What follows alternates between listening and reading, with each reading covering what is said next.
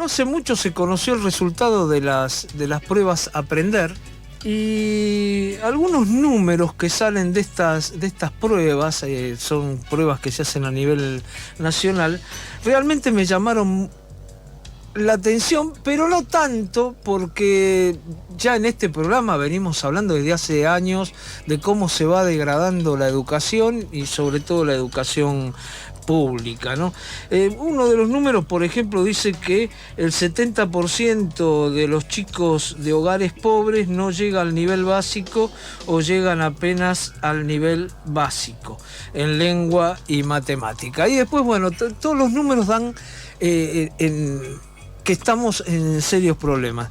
Y yo lo que veía, o lo que veníamos viendo, es que siempre a veces se instala el tema de la educación, pero nunca se discute educación. Y siempre me quedé con algo que alguna vez dijo en este programa Romina De Luca, que era necesario hacer una paritaria de contenidos en educación. Romina De Luca está en línea. ¿Cómo te va, Romina? ¿Cómo estás? ¿Cómo estás, Roberto? Bueno, gracias por llamar. Un saludo para vos, el equipo y toda la audiencia que nos está escuchando. Bueno, muchas gracias. Bueno, yo te tengo que agradecer a vos que hace bastante que no hablamos, pero hemos hablado creo que hace 5 meses, una cosa así. Así que hace mucho, digo, para el problema que es la educación y para cómo vos has aportado mucho, por lo menos desde lo que vos has escrito, como Brutos y Baratos, y cantidad de notas que he leído tuyas que realmente apuntan a esto, ¿no? A ver cómo en algún momento se habla de educación, porque se instala el tema, pero en general discutimos viandas, discutimos infraestructuras, cosa que no me parece mal que se discuta, ¿no? Discutimos salarios, ahora muy poco, ¿no? Porque están realmente la paritaria acá en la ciudad de Buenos Aires, los aumentos han sido muy bajos. Entonces yo quería consultarte, ¿sigue avanzando esta degradación? ¿Se ha puesto un freno? ¿Cómo lo ves vos? Hablo en la ciudad de Buenos Aires y a nivel general, lo que vos ves. Sí, bueno, a ver, como vos decías, efectivamente cada vez que se publican los datos de las pruebas Aprender, vos referías a las pruebas Aprender 2021, es decir, las que se hicieron el año pasado, para el nivel primario. Quiero decir, digamos, antes de fin de año se va a estar haciendo el mismo operativo de evaluación para el nivel secundario, que va a arrojar números igualmente preocupantes, ¿sí? Como vos bien decías, digamos, cuando uno mira por nivel socioeconómico de las y los estudiantes, más de 7 de cada 10 no alcanza, digamos, alcanza un nivel básico por debajo del básico, y el promedio general, que siempre un promedio general, digamos, encubre este tipo de análisis más específicos, te da que casi 45 de cada 100 estudiantes no tienen competencias lectoras ni matemáticas elementales. Y si vos mirás prepandemia, ¿no? Los datos del 2019, por ejemplo, para el nivel secundario, es decir, que las pruebas que se van a hacer en un par de meses nos van a actualizar ese número, teníamos que cerca de 7 de cada 10 chicas y chicos no tienen competencias matemáticas básicas y más de 4 de cada 10 no tienen competencias lectoras elementales, ¿no? Entonces, como vos bien decís, este cuadro no es nuevo, porque inclusive cuando uno lo empieza a rastrear, ¿sí? Desde que se implementan los operativos de evaluación en el país, tanto a nivel local como los operativos internacionales, PISA, TERCE, etcétera, digamos, arrojan una situación consolidada en estos números, ¿no? Que efectivamente es la punta del iceberg de un problema general, de un problema pedagógico que en realidad es de larga data y que nosotros le ponemos el nombre de degradación, ¿no? Es decir, ¿por qué ocurre que hace décadas tenemos, ¿sí? Si vamos a tomar los datos del nivel secundario, que hoy es obligatorio, tenemos una deserción donde, digamos, de cada 10 que arrancan la escuela secundaria obligatoria desde el 2006 en nuestro país, casi 5 se quedan en el camino, y de los que llegan al último año solo egresa el 75%. Con estos resultados, 7 de cada 10 no puede resolver ejercicios matemáticos sencillos y 4 de cada 10 tienen problemas de lectocomprensión. Es decir, después de haber atravesado toda la escuela secundaria, que es obligatoria, ¿no? Y entonces uno tendría que pensar, bueno, ¿cuáles son los elementos que pueden de alguna manera explicar esta situación? Y acá siempre hay dos aspectos para poner sobre la mesa, ¿no? Por un lado, y voy a arrancar, si vos querés, por lo educativo. Por lo educativo, Claro, quiero decir, digamos, hay toda una serie de políticas educativas que han convertido a la escuela en un lugar de tránsito, con la idea de que, digamos, la escuela tradicional, la escuela secundaria, fue pensada de forma elitista para un público que no puede aspirar a determinados contenidos, en particular disciplinares, o que, sí, la sociedad del conocimiento resolvería de alguna manera el acceso a el conocimiento, y entonces la escuela tiene que trabajar sobre la base de creación de destrezas y habilidades. Y a nivel curricular, esto se expresa con la conformación de las áreas de contenidos, algo que en los 90, digamos, tenemos muy palpable, con una vuelta a la estructura disciplinar en términos formales en la escuela secundaria, producto de la LEN, pero que cada vez que nos encontramos, digamos, frente a este problema, ¿no? Que estos datos que muestran que la escuela no logra que las y los estudiantes tengan pericias básicas, uno encuentra que efectivamente que aparece, por más de que haya una caja disciplinar, se apunta a los núcleos de aprendizaje prioritarios, o inclusive post pandemia esta vuelta a los proyectos, a las habilidades, a la construcción de las áreas, que no es más que una licuación de los contenidos, ¿no? Sumado a esto, la lógica del siga-siga, lo que es la promoción automática, ¿no? Con la idea de que, bueno, las y los estudiantes tienen que transitar por la escuela primaria y secundaria de forma ascendente, ideal, y que en algún lugar del camino van a conseguir estos contenidos mínimos, cosa que, digamos, a la luz de los datos, efectivamente no ocurre. Claro, esto pasa en varias provincias, ¿no? Que han decidido que directamente los chicos pasen de grado, sepan o no sepan, ¿no? Exactamente, la provincia de Santa Fe, digamos, todas las modificaciones de los regímenes académicos. Y acá quiero decir, vos antes me decías, pensemos algo de la ciudad. Si vos pensás cuál es el discurso de Larreta y de Acuña, ellos te dicen, nosotros nos oponemos a estas medidas, nosotros acabamos de fijar en nuestro régimen académico que las y los estudiantes tienen que tener un 85% de asistencia a la escuela, que tienen que aprobar con determinada calificación. Nos oponemos a esta política demagógica. Ahora, si vos lees bien el régimen académico dice: sí, les vamos a exigir un 85% de asistencia, pero si el estudiante no lo alcanzó, pero adquirió los contenidos mínimos, el docente, que no es el docente, sino es un equipo de docentes que tiene que trabajar por área, fijar los mismos criterios para evaluar, un piso de contenidos mínimos, etcétera, ¿no? Ahí ya hay una degradación también del docente, porque se lo corre de su lugar de especialista disciplinar y pasa a formar parte de un equipo variopinto que trabaja por proyectos.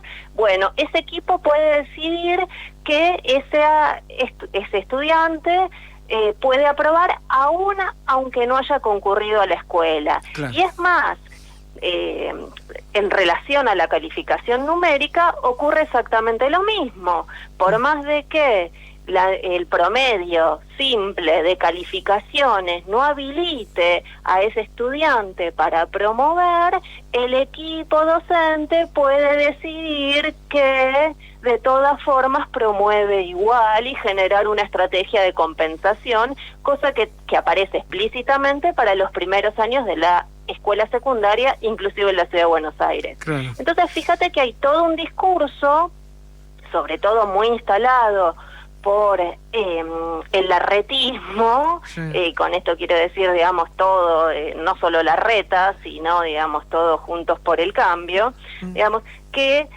dicen que se colocan en las antípodas de determinadas políticas que impulsa el gobierno nacional y, sin embargo, cuando uno mira la letra chica de lo que ellos hacen, van en la misma dimensión, ¿no? Entonces, lo que hay que preguntarse es si, implementando esta lógica...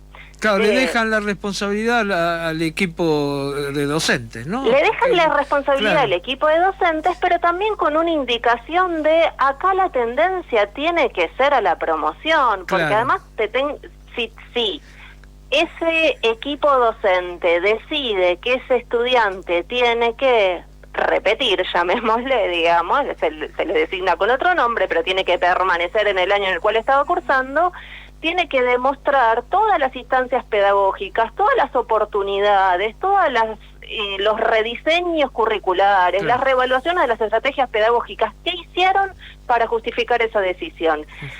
Que además, vos fijate cómo hay un reconocimiento de la degradación de la escuela, cuando inclusive la Ciudad de Buenos Aires crea la figura del estudiante que puede de alguna manera transitar de forma libre y rendir materias en escuelas que ni siquiera sean la suya de origen, ¿no?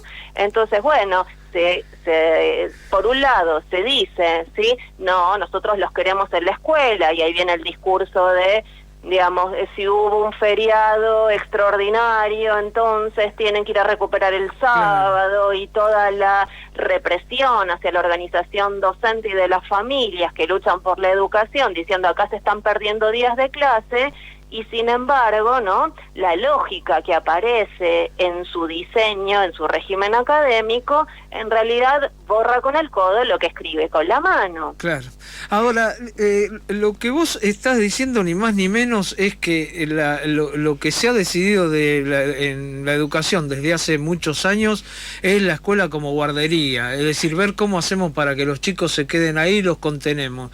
O, como decía alguna ministra durante la Ley Federal de Educación de Rosario, una ministra de Educación, que decía, antes había escuelas con comedores, ahora hay comedores con escuelas. Esto es más o menos, en síntesis, lo que vos nos estás explicando, ¿no? Exactamente, la escuela ha pasado a ser un lugar de contención social vaciado de contenidos, es decir, digamos, la fórmula que resume un poco el espíritu de la política educativa que atraviesa a todo el personal político es que estén en la escuela para hacer que muy bien no sabemos. Y esto parece justificado, ¿sí? En términos de la ideología pedagógica, si vos querés, por derecha y por izquierda, ¿no? Y en realidad comparten ese mismo discurso que supone, ¿sí?, que pensar en una formación sólida, científica, disciplinar, es algo o imposible, ¿sí?, o que no va más. Y lo que a mí me gustaría que me expliquen, digamos, quienes impulsan estas políticas, es cómo sobre una base absolutamente endeble, ¿sí?, de formación a nivel disciplinar, de incapacidad de una comprensión lectora crítica, ¿sí?, cómo se va a poder trabajar complejamente por problemas, ¿no? Que es, por ejemplo, lo que, digamos, dicen en relación a que hay que generar habilidades, la construcción del conocimiento, de la empleabilidad, bueno, digamos, justificado en diversa clave, pero ninguno puede explicar por qué, digamos, cómo la escuela secundaria se primariza producto de esta devaluación de la formación que se le brinda a los estudiantes por la vía del trabajo por proyectos, el trabajo interarial, etcétera, ¿no? Como por un lado hay un proceso de devaluación que además produce pésimos resultados y como eso va a producir algo más complejo, ¿no? Que sería como la estructura, porque estas políticas se justifican por la vía de decir, bueno, si nosotros miramos cómo se produce conocimiento, los científicos se agrupan en forma interdisciplinar. Sí, señores, pero eso se hace sobre la base de una especialización disciplinar muy fuerte de cada uno de esos individuos o personas que conforman esos equipos. Cuando vos querés trasladar eso a la escuela secundaria, en realidad, digamos, el resultado es degradación, no es un resultado de profundización, ¿sí?, de la formación. Claro. Porque sobre una base endeble no puede construirse nada. Sencillamente. Ahora, Romina, vos antes también hablabas del, venís hablando del siga. ¿No se lo perjudica al chico, puede decirle un chico que no sabe nada en primaria, va pasando, no sabe nada en secundaria, y después llega, es más, el otro día charlaba con un docente del CBC de una universidad y me decía, los chicos vienen, no saben leer. Es decir, no entienden los textos, entonces cursan y bueno, cursan cientos de estudiantes y después quedan el 10%. ¿No hay un perjuicio en esto que también tiene que ver, creo que en esto también se mezcla el tema del mérito, ¿no? Es lo mismo, es decir, estudiar, no estudiás es lo mismo, pero hay un prejuicio ahí, ¿no?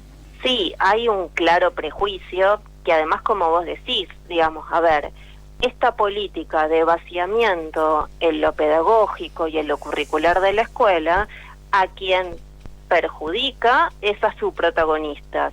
Por un lado, a esos estudiantes que transitan una escuela, digamos, que no les proporciona una formación.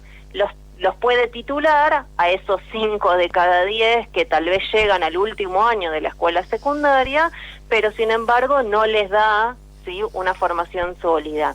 Obviamente ese es un problema de arrastre que arranca en la escuela primaria y que se expresa también en la escuela secundaria, porque acá lo que hay que entender es que hay determinado tiempo para aprender determinadas cosas. No es verdad que si yo no aprendí a leer y escribir en los primeros años de la escuela primaria, lo voy a resolver sin ningún conflicto, sin ningún problema en la escuela secundaria. No, en realidad lo que estoy haciendo es patear un problema hacia adelante y al que estoy perjudicando es ese estudiante, como vos bien decís. Y de los sobrevivientes, es decir, de los que llegan a la universidad, la matrícula universitaria es más o menos el 10% de la matrícula total, ¿sí? Entonces digo, ya hay un proceso de selección muy fuerte, hay un capital cultural, digamos, o un arancel cultural que se paga en el ingreso a la universidad, porque aquel que no tiene pericias lectoras elementales, efectivamente no puede transitar un CBC, y por eso la deserción en el CBC en los primeros años de la carrera es tan alta. Hay inclusive estudios de la universidad que se hicieron en la Universidad de Uncuyo, que lo que trabajaron es, bueno, cuáles eran las dificultades que tenían las y los estudiantes del primer año de la carrera. Y efectivamente los números variaban, pero entre 4 y 6, según tomaran los datos de esta universidad y también encuestas que se hicieron el primer año en la Universidad de Mar del Plata, efectivamente lo que refleja es que las y los estudiantes no tienen capacidad de comprensión lectora. Entonces, ¿sobre la base de qué se va a construir una carrera universitaria? Nosotros podemos convertir a la escuela en una ficción, efectivamente es lo que ocurre. Ahora, lo que no vamos a poder encubrir es el proceso real y profundo que se da. Entonces, por eso, de ese grupo minoritario que accede a los estudios universitarios, estos problemas se manifiestan de alguna manera, y por eso se piensa el CBC del CBC. La misma UBA ha introducido un un ciclo optativo para mejorar la comprensión lectora de las y los estudiantes para darles herramientas, ¿no? El CBC también fue pensado en los 80 como un elemento de nivelación de las y los estudiantes que llegaban a la universidad, algo que se pensó como una medida coyuntural y que ya vemos, digamos, que tiene casi 40 años. Entonces, efectivamente, el problema educativo se expresa y se manifiesta. Y esto, si querés, me lleva al otro elemento, ¿no? Sí. Que yo te decía, hay una pata educativa que tiene que ver con la política educativa, pero hay un elemento...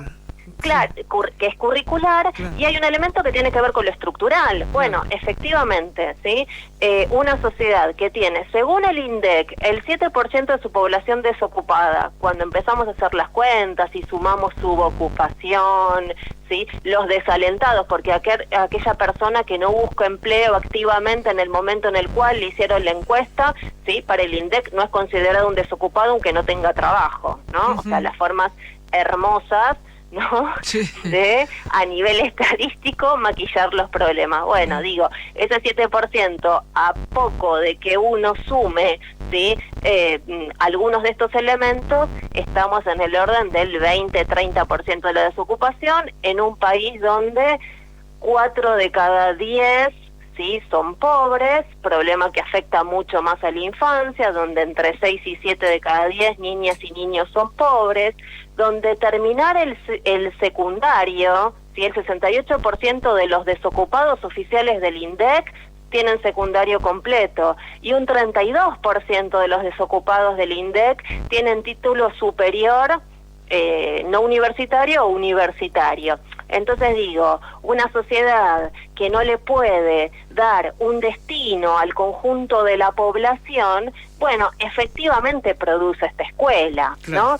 Entonces digo, me parece que lo que hay que pensar son dos dimensiones. Uno, aquellos en los cuales la escuela manifiesta problemas que son sociales, y entonces no le podemos pedir a la escuela que resuelva la crisis social, ¿sí? Pero sí podemos pensar, digamos, entendiendo que a nivel social tenemos un problema que tenemos que batallar, que ese problema se llama capitalismo, ¿sí? Bueno, en paralelo tenemos que pensar qué hacemos con la escuela, porque efectivamente hay políticas que son más adecuadas o que pueden de alguna manera contrarrestar las tendencias a la degradación educativa. Lo que nosotros no podemos decir, como vemos mucho, ¿sí? En la intervención sindical docente, inclusive de los sindicatos combativos, clasistas, que la plata nos va a resolver todo, que el problema es solo presupuesto. Sí, señores, el dinero,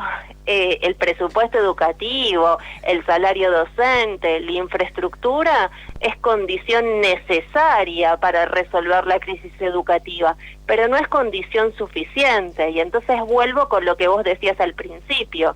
Efectivamente, si no tomamos el problema curricular, si no pensamos cómo construimos una escuela científica, disciplinar, que proporcione una formación sólida, que inclusive vincule a la escuela con la sociedad, con, digamos, con la economía que deberíamos potenciar, ¿sí? Si nosotros fuéramos gobierno mañana, digo, si nosotros no pensamos todo eso, ¿sí? El problema no se resuelve solo. Hay que pensar el aspecto curricular, el aspecto pedagógico, porque si no, le cedemos ese terreno siempre a nuestro enemigo, que ya sabemos las políticas que implementa, y miremos si no, ¿sí? Cómo nos venden una supuesta defensa de la calidad educativa, cuando en realidad, digamos, lo único que están haciendo es degradando cada vez más la educación.